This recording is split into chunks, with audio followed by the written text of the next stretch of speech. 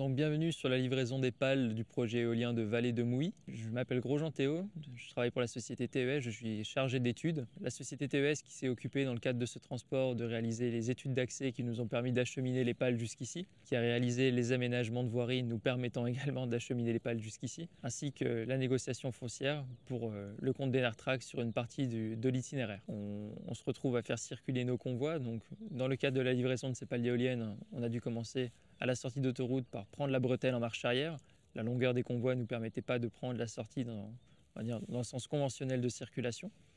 Donc la seule solution était une marche arrière encadrée par les différents guideurs ainsi que les patrouilles de la société d'autoroute. Une fois la marche arrière effectuée, une manœuvre de retournement a eu lieu à la sortie de la gare de péage afin de pouvoir se remettre dans l'axe et de repartir dans le bon sens. À ce moment-là, du démontage de panneaux ainsi que de la pose de plaques a été nécessaire. En continuant notre route en direction du site, on a croisé un premier rond-point sur lequel des élagages ont dû être nécessaires pour le passage en toute sécurité des pales ainsi que du démontage de mobilier urbain. En remontant ensuite en direction de Saint-Quentin, une manœuvre a dû être nécessaire afin de pouvoir réenquiller sur la RD 72. Donc pour ce faire, on a dû reculer dans le champ d'un agriculteur qui avait dû être remblayé au préalable et où des plaques ont dû être posées afin de pouvoir y circuler en toute sécurité. Nous avons dû aménager également un chemin en ligne droite sur plus de 3 km.